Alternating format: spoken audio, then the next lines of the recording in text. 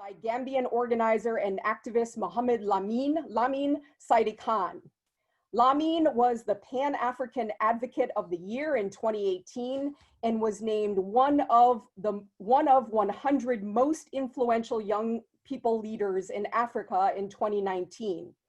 As a human rights activist, he organized widespread protests to get long-ruling Gambian dictator Yaya Jammeh to step down.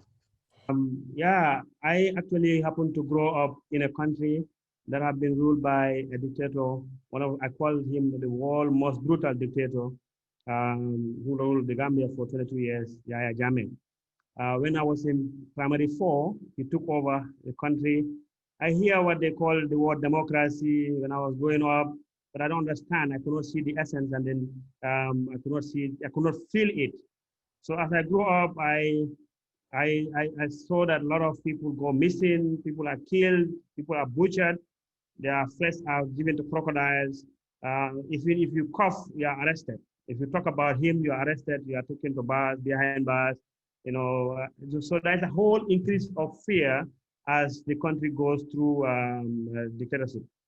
So Gambians gradually fled the country, those who can flee the country, those who can hide behind any kind of corridor, they're hiding in terms of advocacy. So it kind of killed down all the different civic space completely. It's almost dead.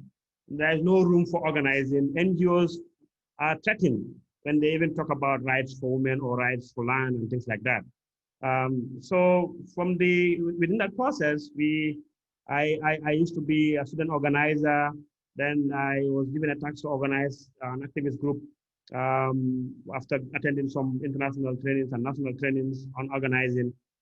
From that process, I started building, a movement in Gambia where we call it Activista, which is an activist network that build the capacity of a lot of young people to become trainers, to understand how to really organize and do advocacy programs from the below. That means touching the powers that are below, engaging councillors, engaging municipalities, engaging regional governments and parliamentarians. We don't touch the bigger power, to be very careful not to be cracked down easily, immediately.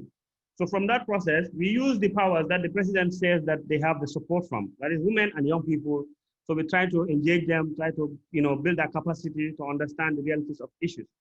So creating the possibility of an anger between the citizens. One of the key things that work for us in our struggle is creating an anger within the citizenry, making people to be aware, that we have to end this dictatorship now. We have to really have our freedom. We have to enjoy the democracy that Gambia have been enjoying. Gambia actually was named the most democratic country in May 1994 and becomes the worst democratic country in Africa in July 1994. So you can see this small gap that is between where we become best and now where we become the worst.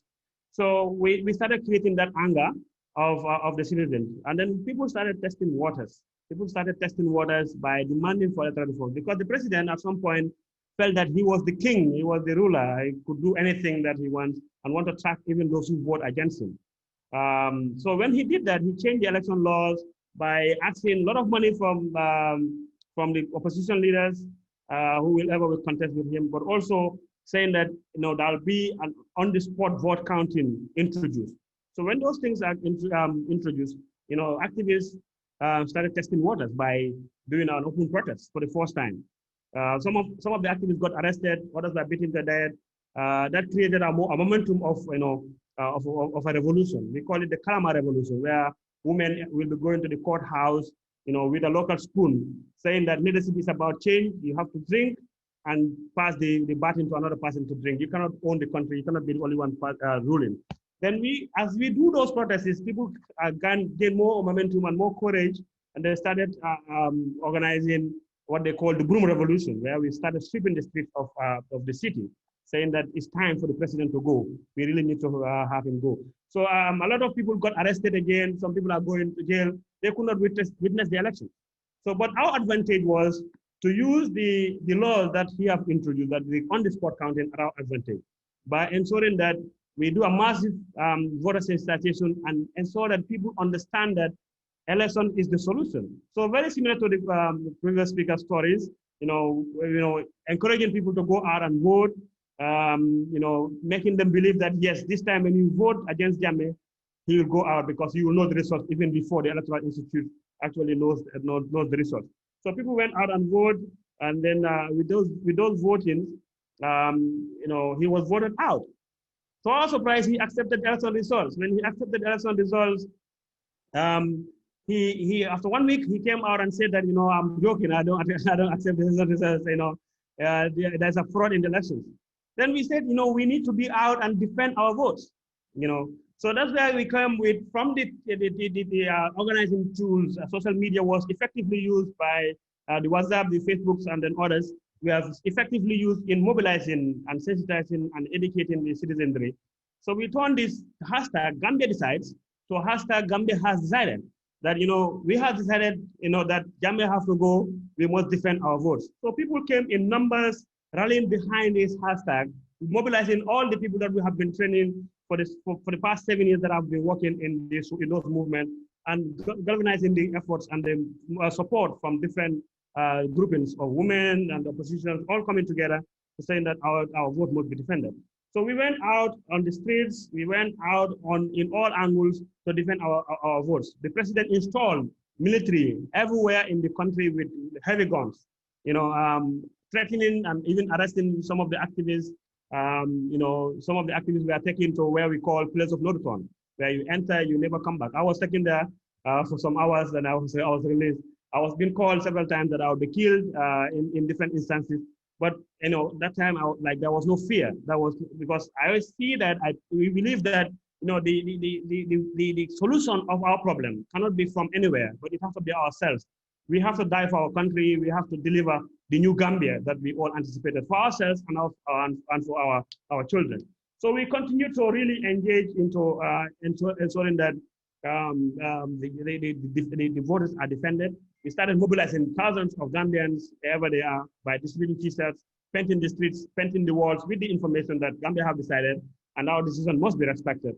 So that continuous organizing and mobilization, helped us to have the support from the outside world coming down to Gambia. So we used really interesting tactics during the process of defending votes.